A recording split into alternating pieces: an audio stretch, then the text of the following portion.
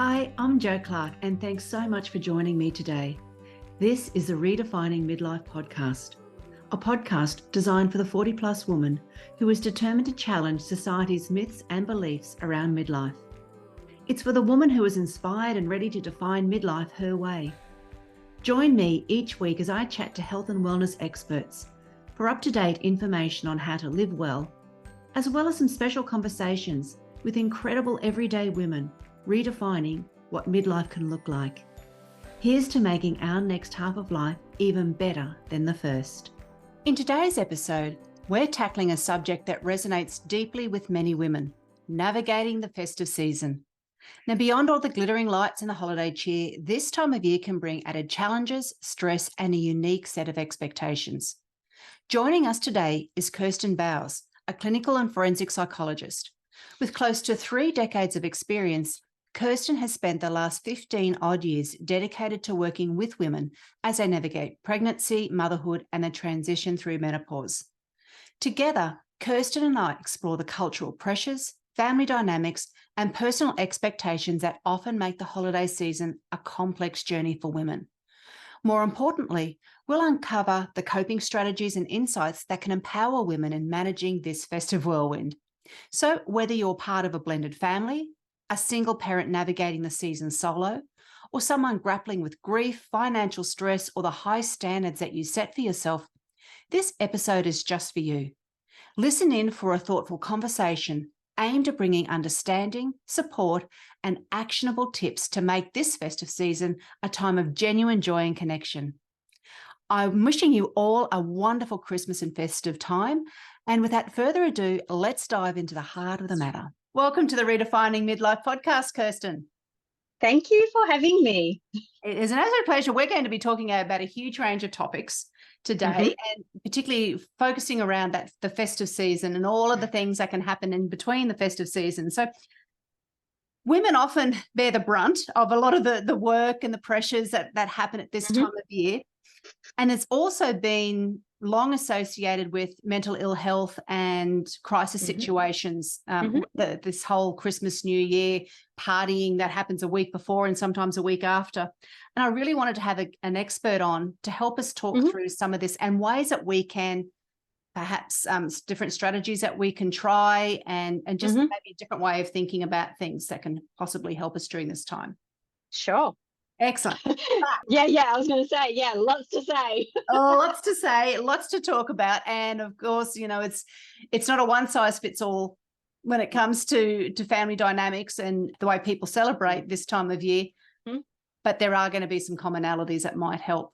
But before we get in and dive right into all of those questions, I really want to find out a little bit more about you and the listeners find out about you.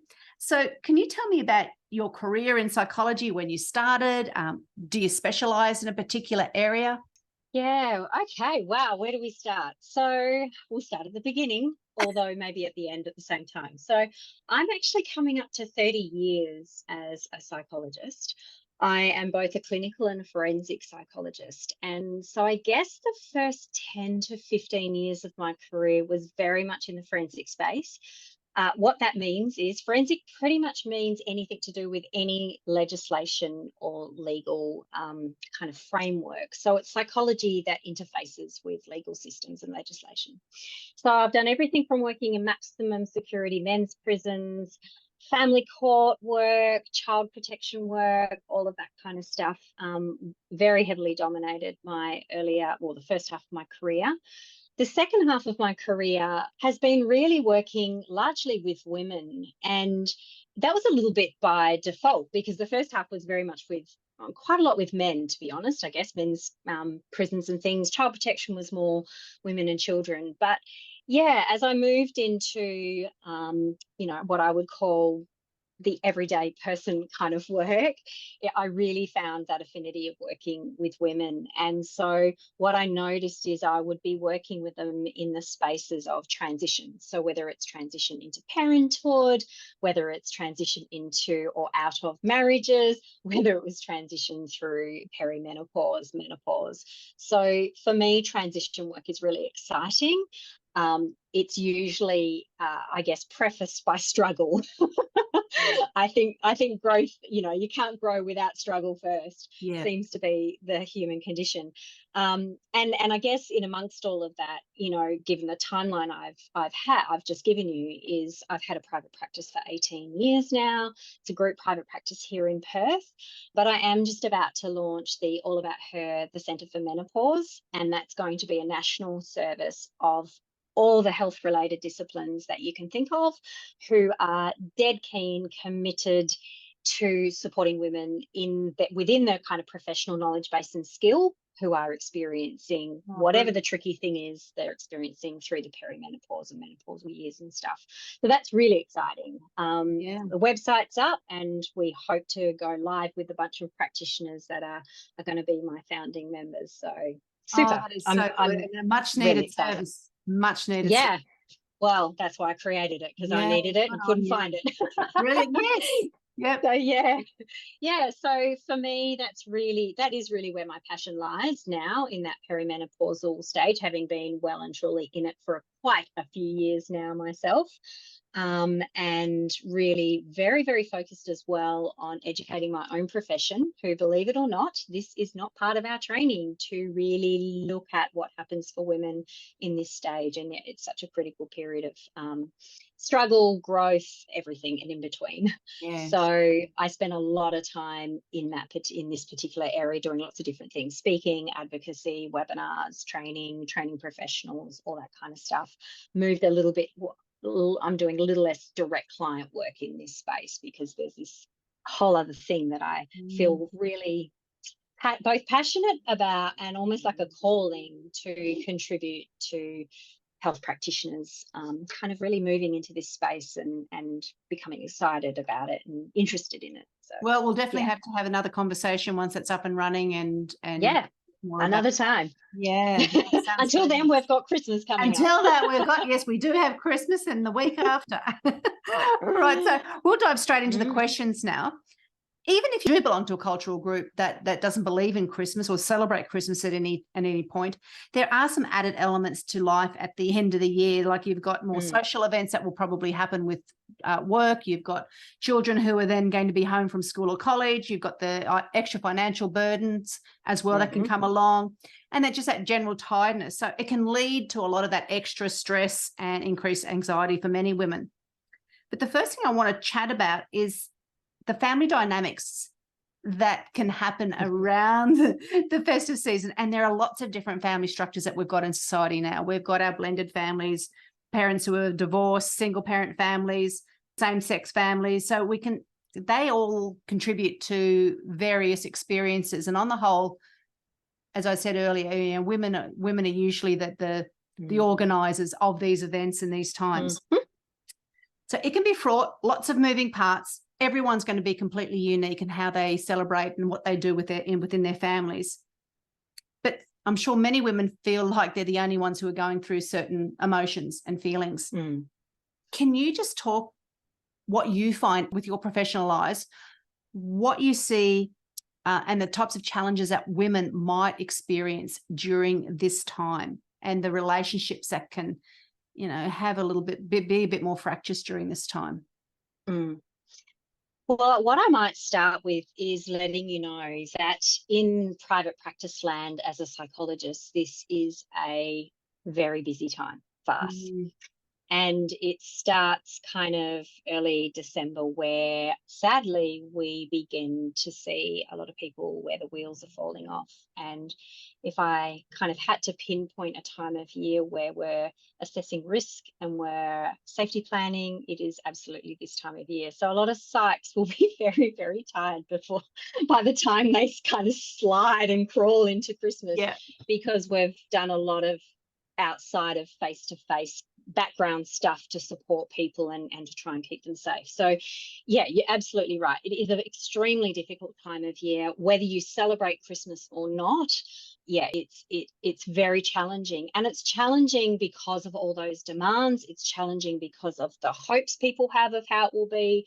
It's challenging because of the expectations that people have for others and how the event will go, as well as the expectations from others and of themselves. And just for some people, the idea they're going to have to spend time, or they're going to, I say have to, maybe they don't, but they feel they have to spend time with people where relationships are pretty tenuous at best, just elevates everyone's level of anxiety, stress, and anticipatory anxiety. So there's a lot that goes on for people in the lead up to Christmas. And as you said, there's also the financial kind of stuff as well. I mean, we've got the cost of living through the roof, and we still want to kind of celebrate Christmas maybe as if, how we did years ago when maybe things weren't quite so pricey. And stuff. So yeah, it's just like this perfect storm of variables that seem to come together at this time of year that place people under enormous pressure. I think for women, and I can really get on my soapbox, so tell me, if I'm ranting too much. But I think women have, sadly, there's all these kind of broader social structures that have really led us, particularly I think in the Gen X generation, where we're working and we love work and business and careers and all that kind of stuff, but we're also still we're holding enormous family responsibilities at the same time. And of course then Christmas is just one more thing. And I think so for women, what's happening is there's just this added level of planning and organization, and some of it's very conscious, maybe even writing it down. I have to write things down or else I forget them. But there's also a lot of the unconscious holding everything in mind. And when I say everything, it's the planning the event, it's making sure the schedules for everyone are lined up in the family system. And I appreciate that generally happens in a lot of family systems all the time, like any day of the year, any week of the year. But we've now got this added layer. And then if you add to that some challenging relationships where people are going to be in the same room and we're all supposed to be happy and merry, women also often play the role of being the bridge in those conflicted relationships. So they might have them themselves, which is hard, but then they're also carrying that let's try and smooth these edges. Let's try and keep everyone happy. Let's try and keep everyone pleasant and cordial and stuff. And so, yeah, I mean, there's just so many layers, I think, to the role that women are unconsciously expected to play, and on some level unconsciously fulfill, as well as parts of it being consciously fulfill. And when we try and push back, I think what happens is we feel enormous guilt. So it's hard to do that anyway. It's hard to kind of think, no, hang on a minute, other people should be doing some of this stuff, not me. And then when you've got other people who don't like that you're changing the rules and the way it's been, they're pushing back too, which makes it even harder. I mean, a lot of people won't be like, sure, you can hand those 5 tasks to me that you normally do. I'm more than happy to do it. That's not usually the response. There might be at best a bit of a grumble, eye roll, and okay, which just feels, just fuels our guilt, makes us feel bad. And for some, at times, we don't have the energy to hold that guilt. So we're like, oh, stuff it, I'll do it then. For others, then it takes energy to persist and to remind yourself, it's okay to be asking this. It's okay to be asking this. So there's just lots. It's just lots. That's why I was really keen to have, an expert coming on to talk about this, because it is something that, as I said earlier, you might feel like you're the only one going through it, but it is such a common experience for so many people. It is.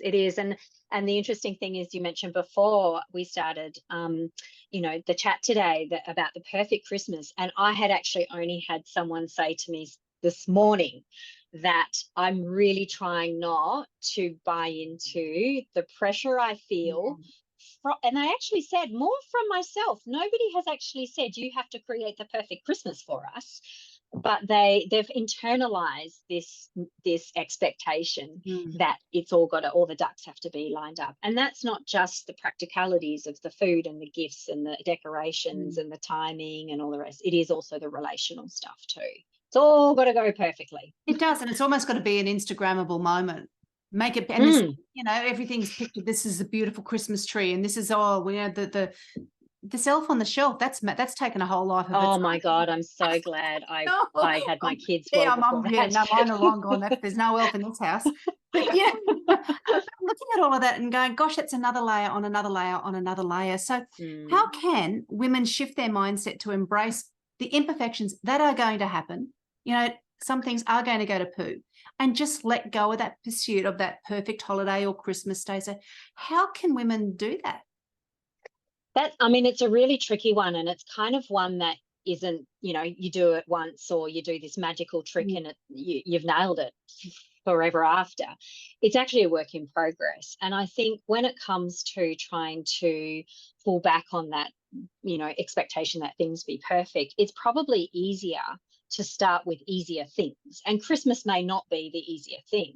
It might well be that I don't know, start accepting that meals aren't going to be perfect during the week, or that the house isn't always tidy.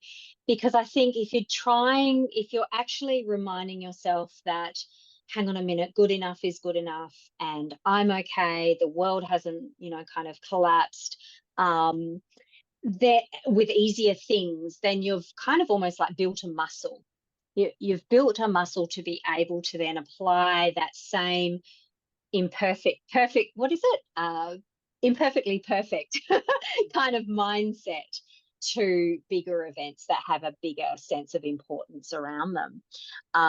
Again, I'd be looking at, though, as well, like, where is this perfection coming from? Like, what sits underneath the perfection? Are women worried about, kind of, I guess, criticism from other people? Are they worried that they'll lose relationships? Are they unable to sit with other people's discomfort that things haven't gone a certain way? You've served somebody's, come to your Christmas dinner, maybe a new partner to one of the family members, and you did not know that they didn't like X, Y, and Z, and that's one of the things on the menu. Yeah. How can what we need to do is we actually need to build resilience to be able to sit with discomfort. Other people's discomfort causes us discomfort, and it's our own discomfort in response that has us scurrying around trying to fix things and make it all okay and smooth it over. If we can actually learn to be comfortable with discomfort, then we start to build that muscle. We start to be able to be fine with things not being perfect, with making mistakes, with serving the wrong dish that somebody won't like or won't eat, serving a nice big carnivorous meal to the vegetarian. As an example. Sorry to the vegetarians who might be listening, that's just one that kind of came to mind. Okay, that's great advice for that one there. So talking about then, and you brought it up before, the boundaries, that issue of boundaries. So how can you effectively communicate your needs and the boundaries to other family members particularly during this time when everything is heightened and there are more things on the to-do list? Yeah. I think, again, boundaries are something that we need to practice a lot. And you mentioned, how do women communicate their needs? They need to actually know what they are first. And that can be the trickiest thing. Yeah. Yes. We just go into automatic pilot, and we're so used to thinking and holding other people in mind and what their needs are, that it can actually be really, really, we can be completely unaware of what we might need and let alone what we might want. And so I think this is when taking those moments, and I know we don't have a lot of time, so I don't ever like to say to any of my women clients, have an hour's meditation. Who's got time for that? But what it does actually require, I think, is when you're thinking about, or when you're being asked to do something, or when you're planning, this is what I normally do for Christmas, and you're organising, I don't know, writing the shopping list or whatever. What I would really encourage women to do is to kind of take a moment, and as they're doing that particular task, checking in how their body is feeling. Is this something where they notice their shoulders are creeping up towards their ears? Are they noticing that there's a knot in their stomach? Are they noticing that they're, starting to, I guess, get that agitation? Is this something that they sit down and, it's pretty neutral? They're emotionally neutral, or they're excited. I don't know. I hate cooking. I hate what I call functional cooking, which is the daily, nightly kind of meal. I hate that. But I love Christmas cooking. So for me, if I had to write a shopping list for the meals for the week, not fun. Lots of those symptoms and signs would be going on. Sitting down and thinking about, what am I going to cook for Christmas? That's enjoyable. My body speaks to me. And then I start to learn about myself. So I actually don't kind of really need to listen to my body so much now around those two things, because I'm really clear what I do and don't like. But that's where our answers are. Our answers are far more within our bodily response. How do things land? And so when you hear that Uncle so-and-so isn't able to make Christmas, and you're like, oh, breathe a sigh of relief, it tells you that perhaps being around Uncle so-and-so might just be a little bit tough for you at times for whatever reason. Yeah. Likewise, when you feel yourself kind of like, oh, because somebody is actually going to be present for Christmas, or you've been asked to do something for Christmas, then that's how you that's how you know what you need and what you don't need, what you want, what you don't want. So you've got to start there. The next step, of course, is, I guess, making some decisions around how important it is to you to speak up. And this is the tricky one, because we've just got habits of not doing that. We just have habits of just getting on and doing what we need to do. I always suggest to people that when they're trying something new, like setting boundaries, that they choose the easiest person for the easiest topic to start with. You want to kind of set yourself up with the best chance of getting the most supportive response. Yeah. And so in that instance, who's my go-to? My mum. My mum's always, she wants to make my life easier. She's so sweet. And so if I was learning to set a boundary of, I can't do that, she would be the best person for me to try that with, because I know that there would be the most likelihood of her saying, yeah, sure, either don't do it, or who else can we get to do it, or how can I help you? There would be a positive, supportive response to my initial, experimentation with setting a boundary. So try and choose someone who you can practice this with, who you think has your back, who will hear you, who will validate you, accept how you feel. They don't maybe have to understand, they just have to accept it, and I guess allow you to practice that in the safest kind of relationship that you can. So that's certainly what I'd suggest. And that's a bit like then outsourcing the things that you think are the easiest to outsource for Christmas. Yeah, right. And at the same time, I'm thinking of my own young adult children. It's having conversations with, you're old enough now, you need to choose a present for your father. I've got 2 late teens, so I'm still kind of footing the bill for those gifts. They don't earn enough in their casual jobs. That's fine. But they have to choose. And my eldest definitely has to. He's an adult. And so, again, it's really important. One of the things I often say, right even at the beginning when I'm working with new mums, is never set and forget, because life evolves. And if you kind of set and forget, what you then lose track of is other people's increasing capacity, like your children's. So every now and again, it's important to review, what can I ask of other people? What can I hand over to other people in terms of they're now capable of being responsible for that? And I think that's particularly relevant for mothers. Yeah. Because we step in perhaps for a bit too long with our kids. We can still also do that with our partners, and yet they're bloody capable from the get-go. And so we definitely need to be kind of pushing back and things on just the assumption of what we're going to manage. Yeah.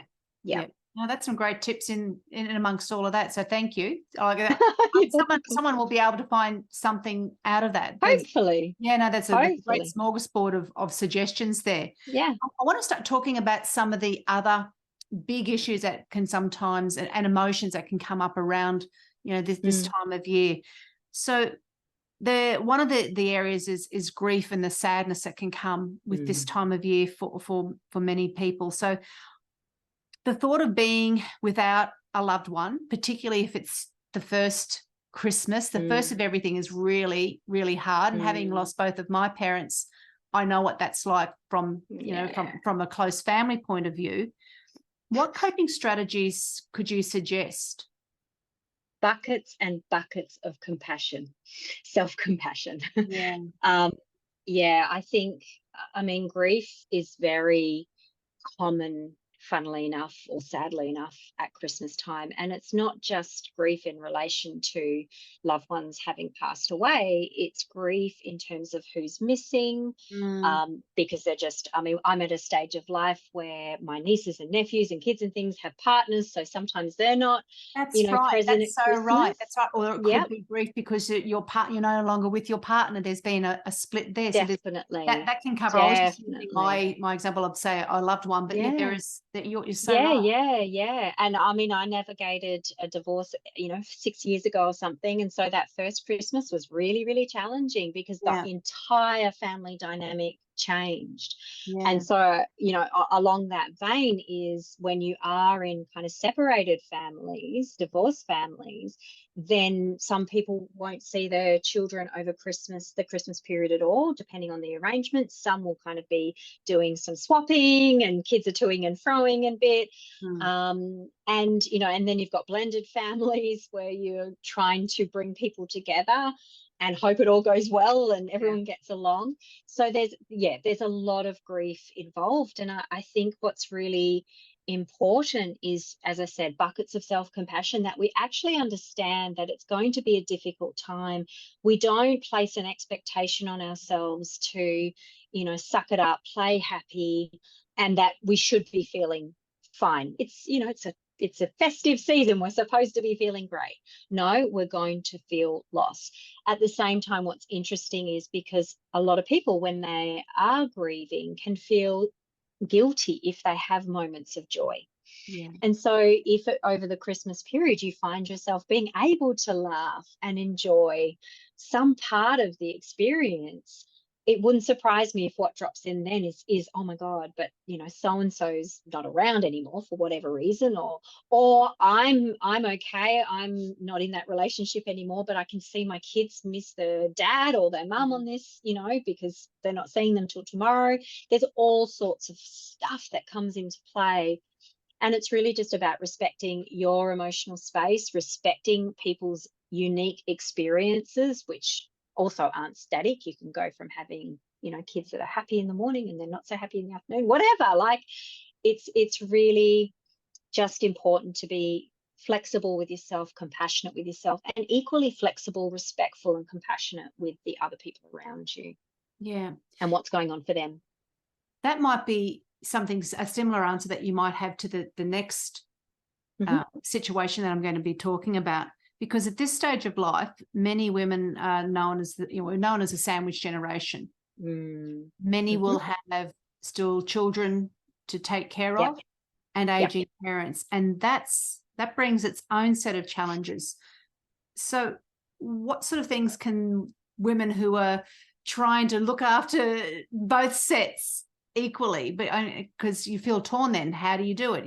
You need to spend time with your kids, you need to spend time with your older parents, you've got to take care of everyone's needs. Is it same sort of advice that you would give, like that compassion, or is it? I mean, I think compassion is something that ideally we can bathe in regularly, but I think right. Maybe they didn't have that at the Black Friday sales. But I think the added component is to be realistic. There's only one of you. Perhaps there's only one of you. Maybe you could bring somebody else into the picture to help you manage all these people's needs. So I guess I challenge, is there only one of you? But can somebody help with the elderly parents or the kids or whatever? And I think it's really recognizing what one human or even two or more, are capable of. So rather than having an entire lavish event for kids and parents and going to the nursing home if they're there, and like just having this massively full experience where you're trying to give 100% to everyone, well, you actually only have 100%. You've got to divvy it up. And I think it's really about quality. How can I spend a little bit of time that's a quality time? I also would challenge people, and I think those who have gone through kind of that separated family scenario, hopefully what they've also learned is Christmas doesn't have to be about the 25th of December. Christmas can be another day.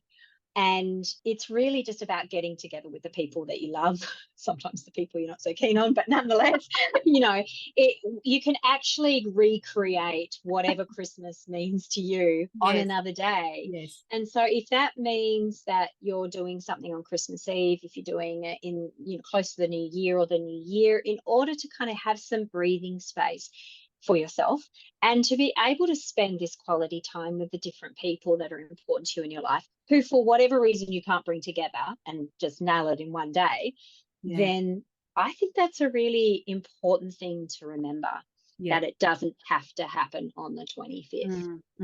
So because what I'm really picking up a lot throughout our conversation is that planning is important, and perhaps not planning right at the very last. If you know certain things are going to be coming up, give yourself that grace of time and plan earlier. Yep. And decide in advance your boundaries. Divvy up some of these things, and be compassionate for yourself. And remember, Christmas and this time of year is also for you, not just for everybody else. Absolutely. And I think, I had some conversations with my family just after last Christmas around Secret Santa and things, which we've since implemented. Now, I'm lucky. I have pretty good family dynamics.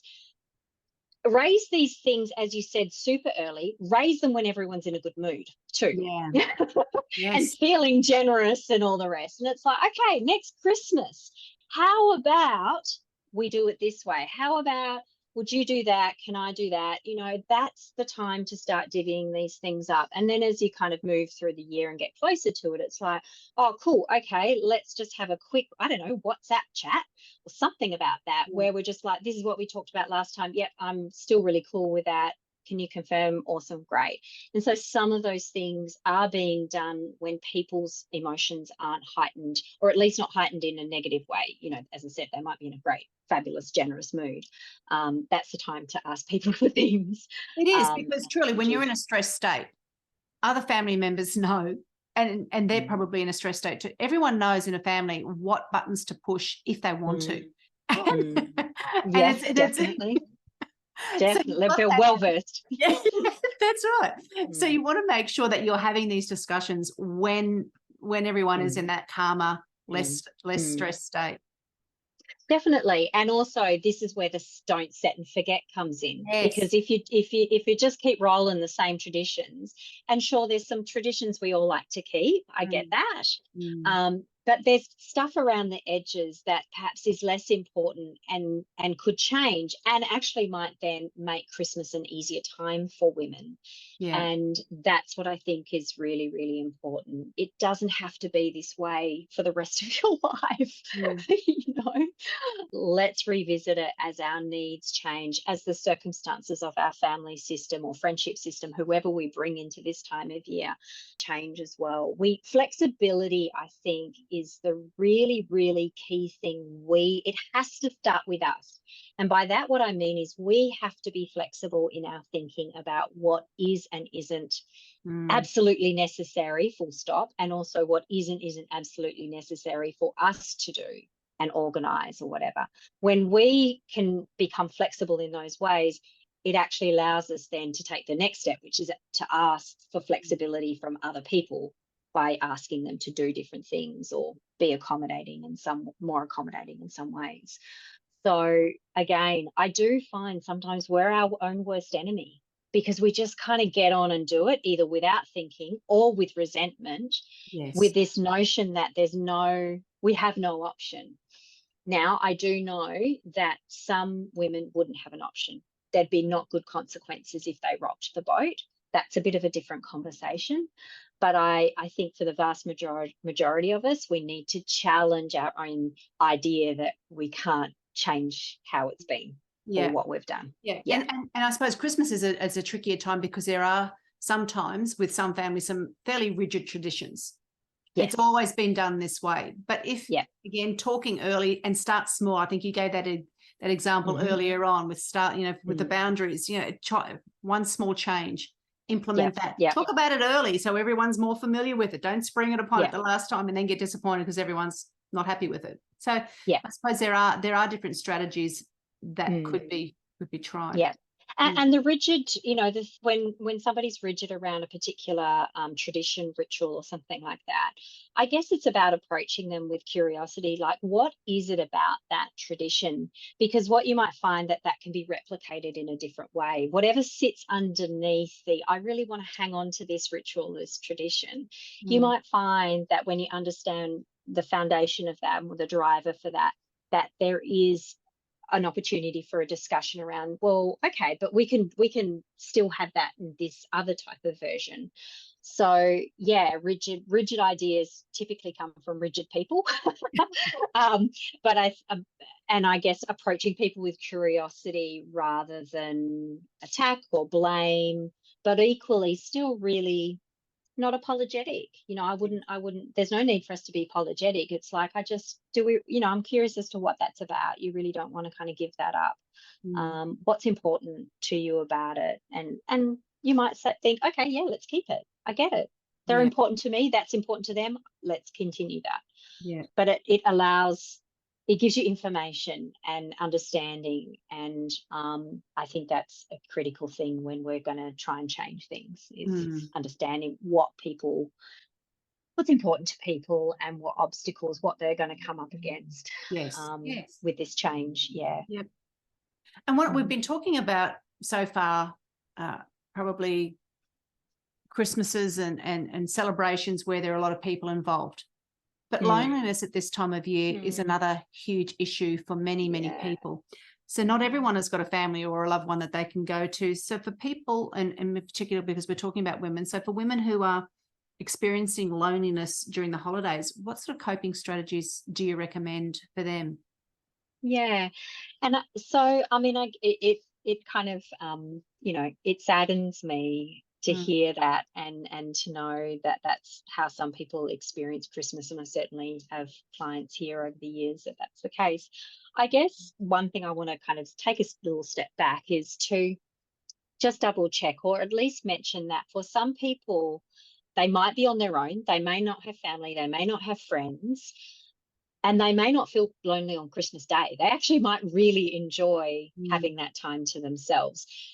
And the reason I wanted to mention that is because I do know of a few people who genuinely enjoy this period of time that they have on their own, and yet they often feel like people expect them to be lonely.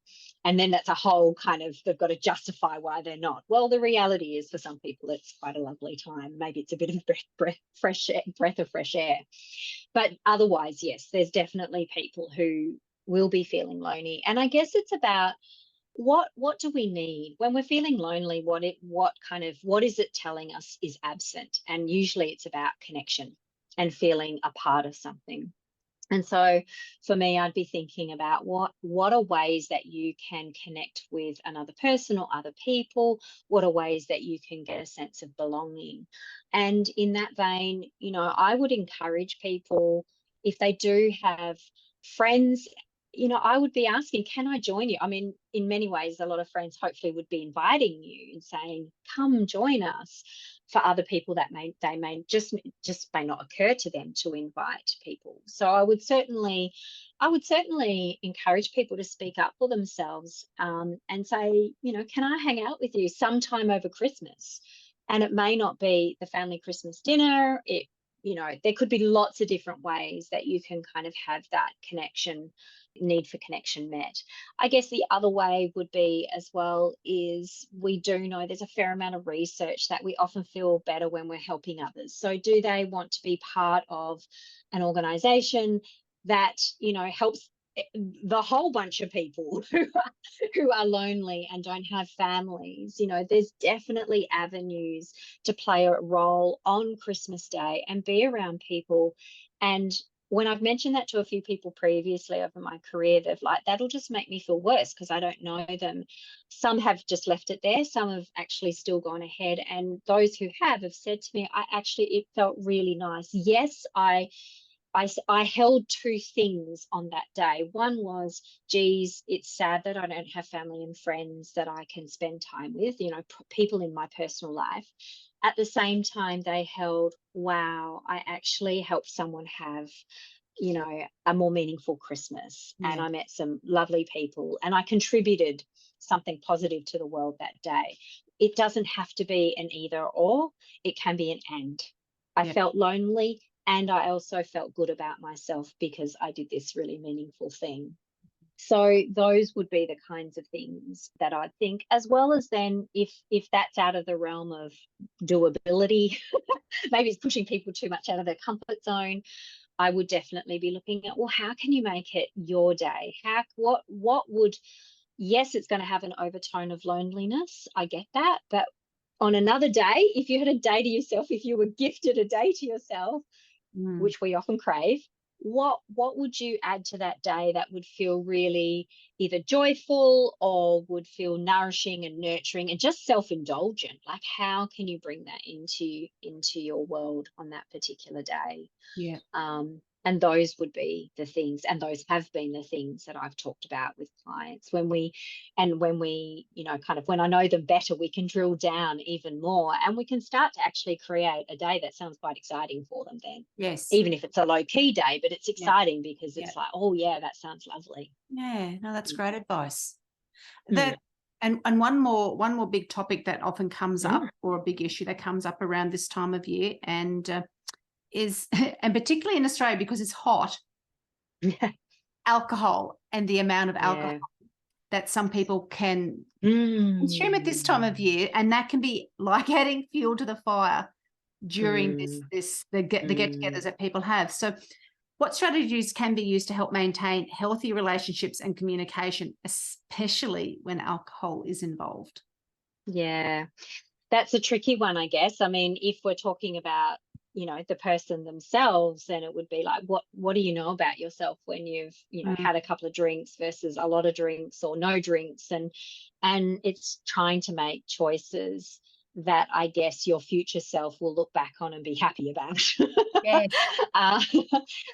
It's tricky because if you're going into, you know, a family event and you're a bit anxious about it, overwhelmed, stressed, you know, any of those things, for some people it is a natural inclination of, I'll have a glass of wine, that'll settle my nerves, or I'll have a beer or whatever. And that might be okay if they know they can keep it at that level. So it is a bit of a crutch, you know, it gets them through that period of time. But if it kind of stays within that contained approach, then, you know, I'm not going to judge that for sure. But if they are someone who knows that that one drink could lead to many, and then they're actually going to undermine their ability to manage the difficult scenario they find themselves in, then, you know, I would certainly suggest that they, you know, not drink. If they can't stop, I would don't start, or start at home. You know, if you're going somewhere, clearly not drinking so much that you'd get drink driving, but, you know, start at home and then just don't continue at the vet, you know, at the family home that you're going to. You know, only have a certain amount of alcohol even available wherever you're going to be spending your Christmas. And same thing, soft drinks and all the rest. I think it's about knowing yourself and knowing what alcohol does to you and what you're like with alcohol. That's really, really important, and being guided by that and trying to, as I said, make decisions that your future self will be okay with the decisions that you've made. When it comes to other people, I would absolutely be saying to people, you need to give yourself permission to leave scenarios that aren't okay. And I don't care whether that's, you know, Aunt so-and-so and, you know, she's 85 or I don't know, whatever. Like, you know, if Aunt so-and-so at 85 knocks back too much alcohol and starts to get nasty, you don't have to put up with that. you know, people, you have a right to leave those kinds of scenarios and things. And I guess it's recognizing that, you know, drunk people aren't the easiest to negotiate with, and so sometimes it's pretty pointless. And people also often don't like being told to slow down or stop drinking, so that can actually aggravate the situation even if you're getting quite early. It's about knowing who's going to be there, having a bit of a sense of, well, how does this go? How's it gone last Christmas and the one before? What are they like when they're drinking? But you can't control any of that.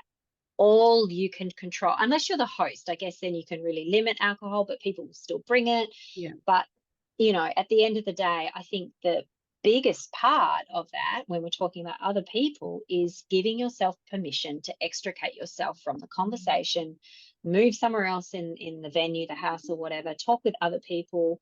And, you know, if you really need to, then leave. And, you know, if your kids are involved, take your kids with you. I think that's really important. If you're with a partner and you know that you both know you're going into a scenario that could become tricky, come up with how you're going to manage that as a kind of couple unit, even if it's just for yourselves or you and your kids. Okay, so if this starts, this is what we're going to do. Yeah. You know, I think thinking ahead, again, it's a planning thing. Yeah. And just using the information that you have gained from previous experiences to help come up with a bit of a plan of action if things don't go so well. Yeah. That's some excellent advice in all of that as well. And yeah, that whole planning and deciding in advance is the theme really for this whole topic.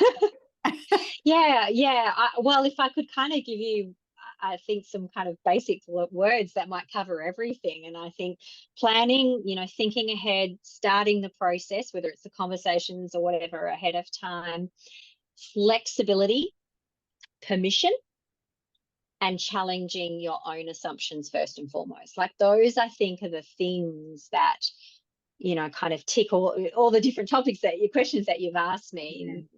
Those 5 things sit underneath all of them. Yeah. Kirsten, just if women are finding that things are unraveling for them, at what point should somebody seek professional help, such as therapy or counselling, just to support their mental health during this time? Yeah, I think, I mean, that's a really tricky one, because it's a bit like, how long is a piece of string? In an ideal world, if they're in the months leading up to Christmas and they're finding that it's just starting to feel overwhelming, or they're starting to get really resentful because they're like aware of all the things they're going to have to do and nobody else does. And all, I mean, I can be a pretty good martyr at times myself, so trust me, I do recognize how difficult this is. But you know, I guess in an ideal world, people are trying to make these changes earlier on so that it isn't so overwhelming or isn't so awful and things. And you know, when we're trying to change our own patterns of behavior, so a word that we use, or a concept we use as psychologists, is schemas. And schemas aren't just behaviors, though. They're also not just beliefs. Schemas are behaviors, beliefs, memories, bodily sensations. You know, it's a really big, it's a one word that captures a lot of stuff. But essentially, if there are patterns in all of those kind of domains. When we're trying to change schemas, they're difficult. They've been around for a long time. They're usually there because they've been a kind of a way to respond to certain scenarios in our childhood and adolescence. And we kind of fall into them. We engage in behaviours when these schemas are activated without even thinking. They're hard to change. And so it does take work. And this is what we're talking about when I'm talking about setting boundaries you haven't done before.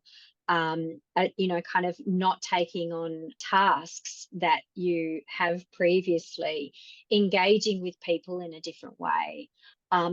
All of that is actually going to be changing our patterns of behaving and relating to other people.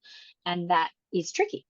It can take a while to feel as though you've got a reasonable sense of capability of doing those things.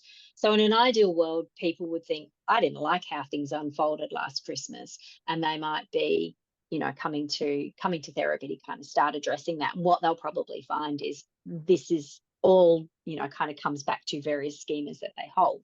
One that women hold, or two that we've actually talked about today without using the language, is self-sacrifice and unrelenting standards. So these are two very common schemas for women. And these are the ones that are playing out in all of this Christmas conversation you and I are actually having. Yeah.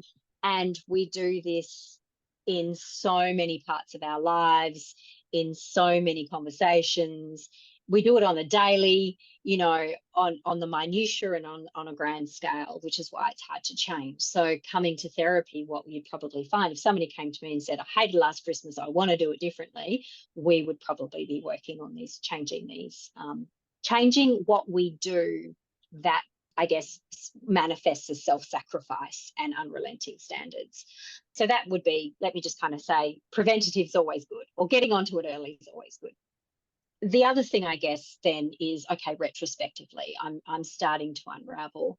I think it's really important when you're finding the low mood, the high anxiety, the overwhelm and the confusion, which straight away is making me think of perimenopause, but nonetheless, whether it's perimenopause or whether it's this or everything, when you're finding those are just repeated, when you're having those feelings and those experiences, most days, week in, week out, that's definitely a time to do something about it.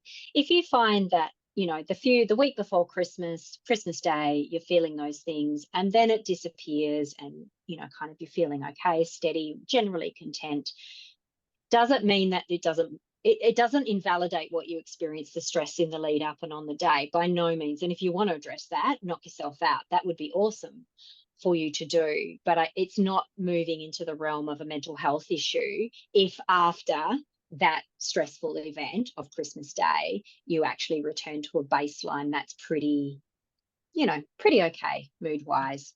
Stress, low levels of stress, not anxiety, because stress and anxiety are two different things. Yes. Yeah, that's the kind of sign that we're looking for, this repeated picture. Gotcha.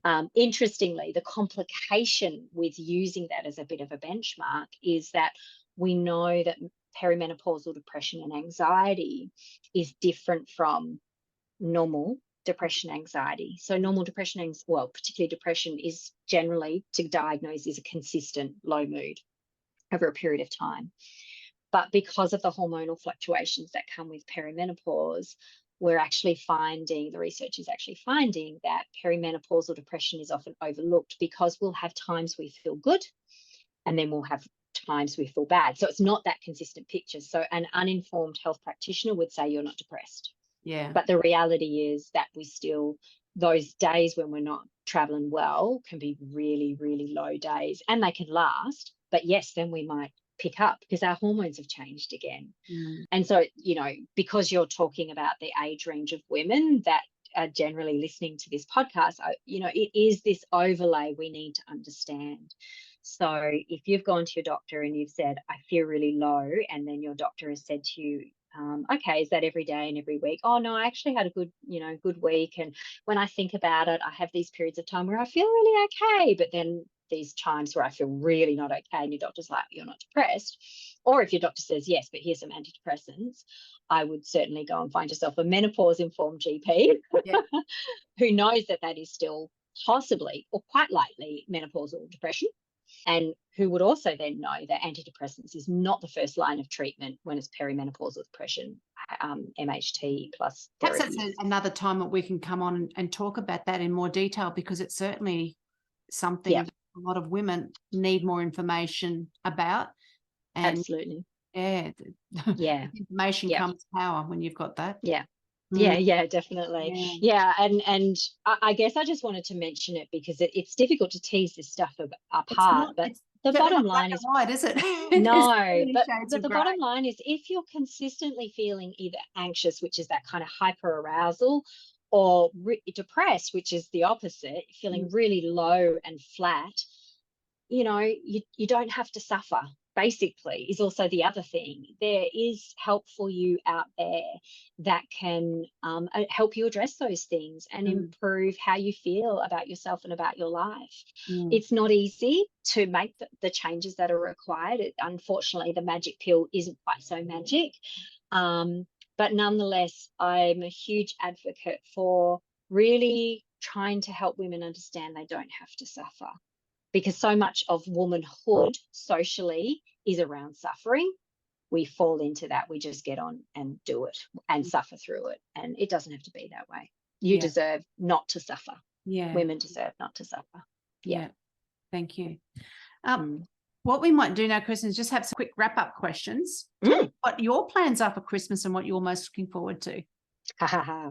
My plans for Christmas. So my eldest is actually going to Queensland. This will be the first time to see his dad. This will be the first time since he was quite little, actually, that he hasn't been, or I haven't had time with him over Christmas.